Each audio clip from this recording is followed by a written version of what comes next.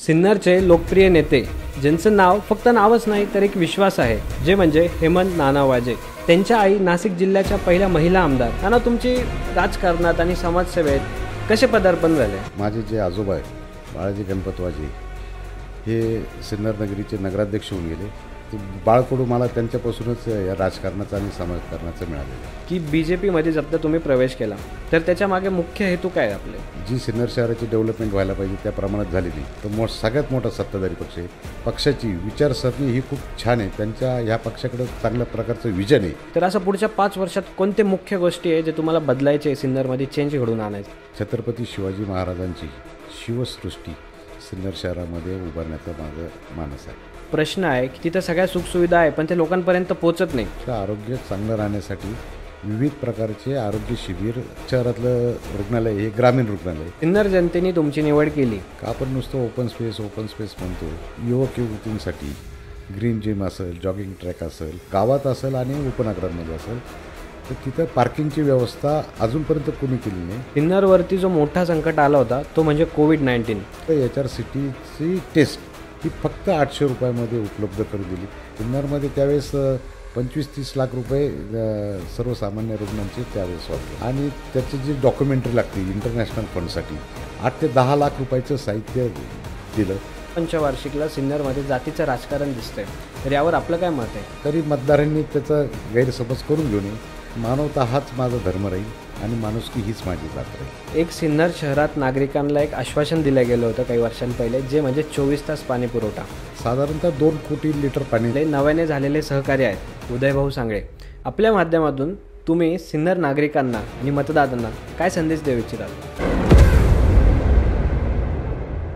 सिन्नरचे लोकप्रिय नेते ज्यांचं नाव फक्त नावच नाही तर एक विश्वास आहे, जे म्हणजे हेमंत नाना वाजे। त्यांच्या आई नाशिक जिल्ह्याच्या पहिल्या महिला आमदार रुक्मिणीबाई वाजे। आज आपण त्यांच्यासोबत आहे, जनतेच्या मनातले प्रश्नांची उत्तरं त्यांच्याकडून जाणून घेऊ। तर सुरुवात करू सुरुवातीपासून।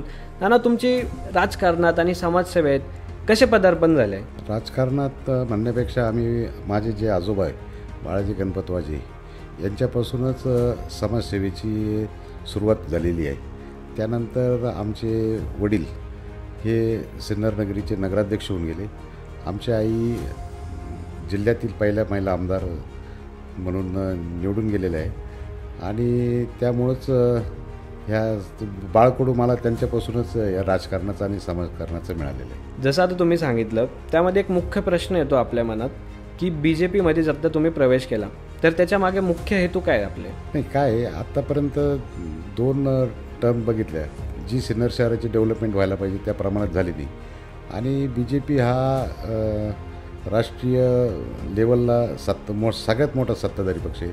तसंच तो महाराष्ट्रातसुद्धा सत्ताधारी पक्ष आहे आणि सत्ताधारी पक्ष आणि त्या पक्षाची विचारसरणी ही खूप छान आहे। त्यांच्या ह्या पक्षाकडं चांगल्या प्रकारचं विजन आहे आणि माननीय मुख्यमंत्री देवेंद्रजी फडणवीस यांची माझी प्रत्यक्ष भेट झाली आणि गिरीश भाऊ महाजन जे आपले जिल्ह्याचे संपर्क प्रमुख आहे, कुंभमेळ्याचे पालकमंत्री, त्यांनीसुद्धा मला चर्चा झाली आणि त्या अनुषंगाने मी भाजपमध्ये प्रवेश केला, जेणेकरून सत्तेच्या माध्यमातून चांगल्या विकास योजना, चांगला निधी आणि राहिलेले सिन्नरचे शहराचे प्रश्न मार्गी लावण्यास हातभार होईल, आपलं ते पूर्ण हे करतील असं मला त्यांनी आश्वासन दिलं। त्यामुळे मी BJPमध्ये प्रवेश केला।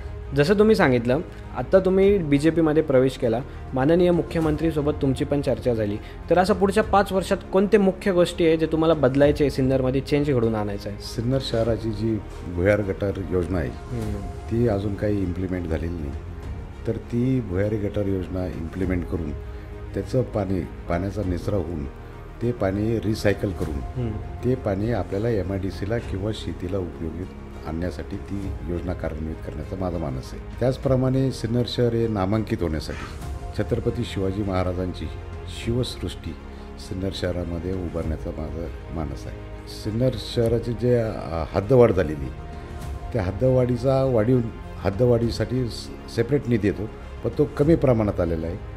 त्यामुळे सिन्नर शहराचे हद्दवाढीतले रस्ते किंवा सिन्नर शहरातील रस्ते हे होऊ शकले नाही आणि त्यासाठी माननीय मुख्यमंत्री देवेंद्रजी फडणवीस, गिरीश भाऊ यांच्या माध्यमातून चांगल्या प्रकारचा निधी आणून मी ते रस्ते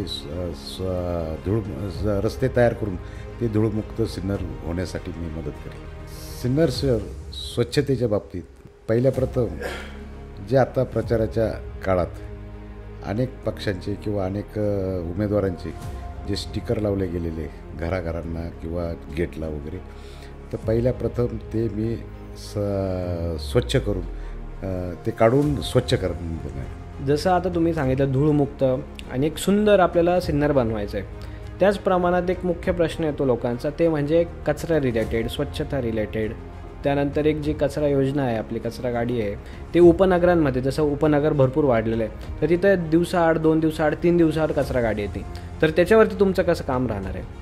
नाही, जे कचरा गाड्यांची जी संख्या आहे, घंटागाडी आपण म्हणतो, त्या घंटागाड्यांची संख्या वाढून त्याचप्रमाणे तिथे कर्मचारी वर्गातही वाढ करून रोज कचरा घंटागाडी रोज नागरिकांच्या घरासमोर जाऊन तो कचरा कलेक्ट करण्यात येईल आणि त्यामुळे कचरा होण्याचा काही प्रश्न राहणार नाही.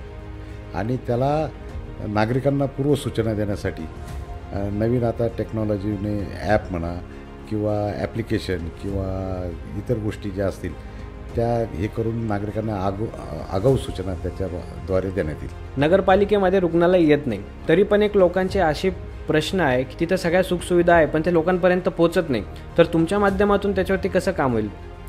आता आपलं सिन्नर शहरातलं रुग्णालय हे ग्रामीण रुग्णालय, ते महाराष्ट्र शासनाच्या अंडर आहे. तरी पण तिथं आम्ही प्रत्यक्ष लक्ष घालून ज्या तिथं अडचणी आहे, त्या तिथं काही सुविधा नसतील त्या आम्ही सरकारामार्फत तिथं पुरवण्याचा प्रयत्न करू. जसं आपले नव्याने झालेले सहकारी आहेत उदयभाऊ सांगळे, त्यांचं मोलाचं योगदान आहे क्रीडा क्षेत्रात, तर त्याच्या रिलेटेड तुम्ही कसं काम करणार आहे पुढच्या 5 वर्षांमध्ये? नाही, आता सिन्नर शहरामध्ये भरपूर ठिकाणी ओपन स्पेस आहे. उदयभाऊंनी पण छान प्रकारे क्रीडाचं हे केलेलं आहे. त्यांनी कबड्डीसाठी मैदान केलेलं आहे, क्रिकेट बास्केटबॉलचं मैदान केलेलं आहे.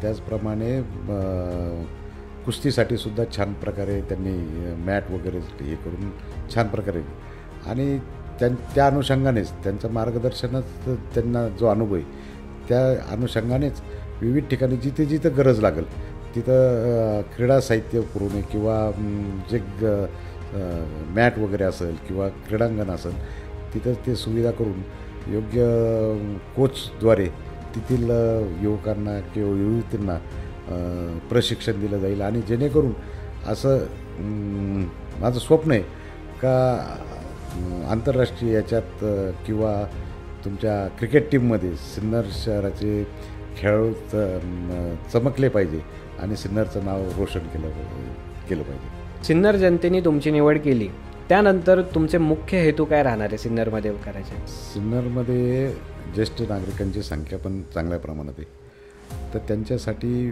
विविध योजना, त्यांच्यासाठी ज्येष्ठ नागरिक कट्टा, त्याचप्रमाणे त्यांचं आरोग्य चांगलं राहण्यासाठी विविध प्रकारचे आरोग्य शिबिर आयोजित करून त्यांचं हेल्थ सुधारण्यासाठी मदत करणार. त्यानंतर युवक युवतींसाठी ग्रीन जिम असेल, जॉगिंग ट्रॅक असेल, इत्यादी गोष्टीसुद्धा उपलब्ध करून देण्यात येईल. त्यानंतर मुख्य समस्या अशी का आपण नुसतं ओपन स्पेस म्हणतो, पण भविष्यकाळात सिन्नर शहरात गावात असेल आणि उपनगरांमध्ये असेल तर तिथं पार्किंगची व्यवस्था अजूनपर्यंत कोणी केली नाही, तर ती पार्किंगची व्यवस्था करून जेणेकरून सुरळीत रस्ते वगैरे राहतील आणि व्यापाऱ्यांनासुद्धा त्याचा त्रास होणार नाही, यासाठी पार्किंगची व्यवस्था करण्यात आली. सिन्नरवरती जो मोठा संकट आला होता तो म्हणजे कोविड-19. त्यावेळेस आम्ही तुम्हाला बघत होतो, बऱ्याचशा लोकांची तुम्ही मदत केली, बरेचसे किट वगैरे देऊन, तर त्या काळी तुम्ही कसं लोकांसाठी मदत करत होते? नाही, कोविडचा काळ हा खूप भयानक होता, संपूर्ण जगभरात त्याचं हे होतं. पण त्यावेळेस मी मराठा विद्याप्रसारक संस्थेचा संचालक होतो आणि आपल्या संस्थेचं तिथं आडगावला रुग्णालय, तर त्यावेळेस लोकांना, कोविड रुग्णांना बेड मिळत नव्हते, रेमडेसिवीर मिळत नव्हती. मी रात्रंदिवस तिथं धावपळ करून अनेक रुग्णांना तिथं बेड मिळवून दिले. त्याचप्रमाणे याच्या इंजेक्शनची जो तुटवडा होता तिथंसुद्धा प्रयत्न करून अनेक रुग्णांना इंजेक्शनांचा पुरवठा केला आणि रुग्णांची मी त्या ठिकाणी कोविड काळात मी हे केलं. तसंच HRCT जी पहिली टेस्ट राहायची कोविडची ती सिन्नर शहरामध्ये किंवा नाशिकला किंवा कुठे पण ती 2,500 ते 3,000-4,000 रुपयापर्यंत करण्यात येत होती. पण मी आमच्या निलिमाताई पवार यांच्या मार्गदर्शनाखाली सिन्नर शहर आमच्या लायन्स क्लबचा हॉल आहे रामनगरीमध्ये, तिथं HRCTचं सेंटर तयार केलं आणि ती टीम रोज जाऊन येऊन करून तिथं HRCTची टेस्ट ही फक्त 800 रुपयामध्ये उपलब्ध करून दिली, जेणेकरून सर्वसामान्य रुग्णांना त्याचा फायदा खूप मोठ्या प्रमाणात झाला. सिन्नरमध्ये त्यावेळेस 25-30 लाख रुपये सर्वसामान्य रुग्णांचे त्यावेळेस वाचले गेले. आणखीन एक जो मोठा प्रसंग आला होता सिन्नरवरती तो म्हणजे सरस्वती नदीचा पूर. त्यावेळेस तुम्ही इंटरनॅशनल फंडसुद्धा कलेक्ट केले आपल्या सिन्नरसाठी, तर ते कसं तुम्ही नियोजन लावलं त्याचं? आता सिन्नर शहराचं Lions Club of Sinnar City आमचं क्लबचं नाव आहे आणि सर्व आमच्या याच्यात सर्व डॉक्टर आहे, वकील आहे, सगळ्या गोष्टीचा व्यावसायिक आहे असे आमचे सभासद आहे आणि आम्ही एकत्र बसून त्यावेळेस काहीतरी हे करण्यासाठी पहिल्या प्रथम आम्ही ज्यावेळेस पूर आला त्यावेळेस लोकांना खायलासुद्धा काही नव्हतं, तर पहिलं आम्ही स्थानिक लेवलला फूड पॅकेज करून प्रत्येकाला आम्ही फूड दिलं, जेणेकरून त्यांचं ते 2-3 दिवसाचं हे होईल असं. त्यानंतर त्या पुराचे आम्ही फोटोशूट केले आणि नंतर त्याच्या चित्रफित काढल्या आणि त्याची जी डॉक्युमेंटरी लागते इंटरनॅशनल फंडसाठी ती डॉक्युमेंटरी तयार करून त्याचे डॉक्युमेंट्स तयार केले, कागदपत्र तयार केले आणि इंटरनॅशनलला अमेरिकेला आम्ही पाठवले आणि अमेरिकेने त्याचा पाठपुरवठा करून त्या इंटरनॅशनलने आम्हाला इथं किट दिले. पण ते किट असे दिले का लोकांना घरात धान्य नव्हतं, स्वयंपाकासाठी भांडे नव्हते, त्याच्यानंतर झोपायला आणि पांघरून घ्यायला ब्लँकेट्स किंवा खालच्या चादरी नव्हत्या किंवा काही नव्हतं. तर अशा प्रकारचे 2 मोठमोठे किट त्यावेळेस आम्हाला इंटरनॅशनलने मंजूर करून 8 ते 10 लाख रुपयाचं साहित्य दिलं, जेणेकरून त्या पूरग्रस्तांना चांगल्या प्रकारे मदत मिळाली. या पंचवार्षिकला सिन्नरमध्ये जातीचं राजकारण दिसतंय, तर यावर आपलं काय मत आहे? नाही, काय आहे, मी इतक्या वर्षपर्यंत समाजकारण केले, राजकारणापेक्षा समाजकारण केलं आणि समाजकारण करत असताना जातीचा कुठे विषय येत नाही. आणि छत्रपती शिवाजी महाराज यांनी ज्या पद्धतीने 18 पगड जातींना एकत्र करून जे स्वराज्य स्थापन केलं त्याचा पगडा माझ्यावर आहे, लहानपणापासून आहे ना आत्तापर्यंत आणि पुढे राहील. आणि त्यामुळेच मानवता हाच माझा धर्म राहील आणि माणुसकी हीच माझी जात राहील. एक सिन्नर शहरात नागरिकांना एक आश्वासन दिलं गेलं होतं काही वर्षांपहिले, जे म्हणजे 24 तास पाणी पुरवठा. तर हे पुढच्या 5 वर्षात होईल का सिन्नरमध्ये? नाही, काय माहिती आहे का, सिन्नर शहराचं जी पाणीपुरवठा योजना आहे कडवा धरणातून ती 24 तासाची आहे, परंतु सिन्नर शहर इतकं झपाट्याने वाढत आहे. तर जसं काही ते 45 सालापर्यंत त्याची हे होईल नियोजन करण्यात आलेलं आहे, पण तसं पाहता ते काही होणार नाही.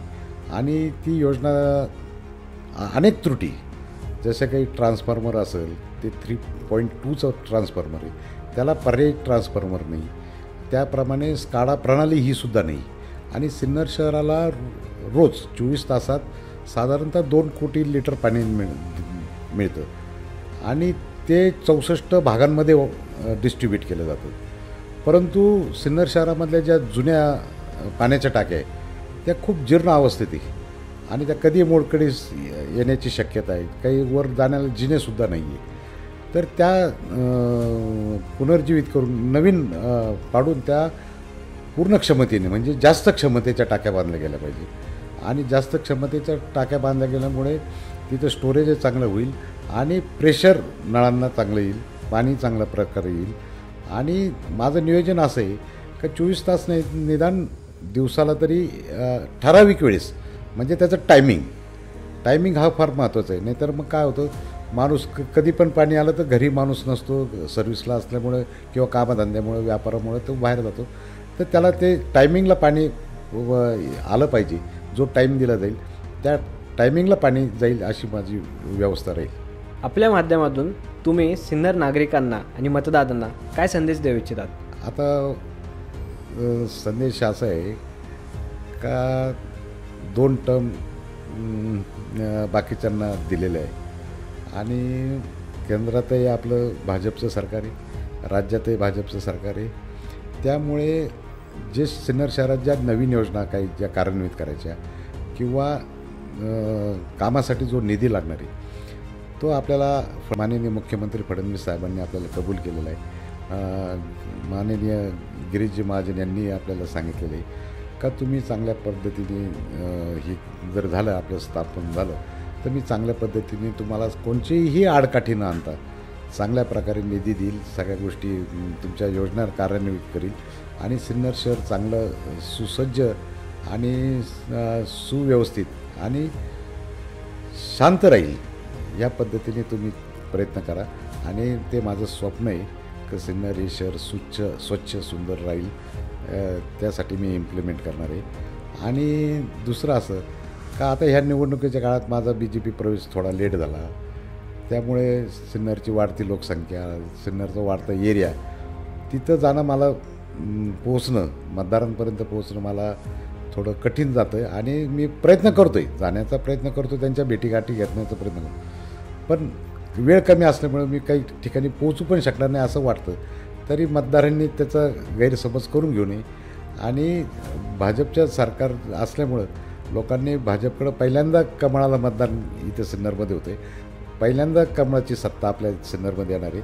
तर मतदारांनी मला आणि माझे जे सहकारी जे नगरसेवक पदासाठी उभे त्यांना प्रचंड मताने विजयी करावा आणि कमळासमोरील बटन दाबून आम्हा सर्वांना विजयी करून उपकृत करावे असे मी हे करतो, सिन्नरच्या जनतेला आवाहन करतो. आज तुम्ही तुमचा एवढा महत्त्वाचा वेळ आपल्याला दिला, जनतेच्या मनातले प्रश्नांचे उत्तरही आम्हाला दिले आणि प्रत्येक जनतेला तुम्ही एक आव्हान दिलं की पुढच्या 5 वर्षात आपलं कसं सिन्नर दिसणार. त्यासाठी तुम्हाला खूप खूप शुभेच्छा आणि धन्यवाद, तुम्ही आपल्या शोवर आले आणि एवढा महत्त्वाचा वेळ दिला.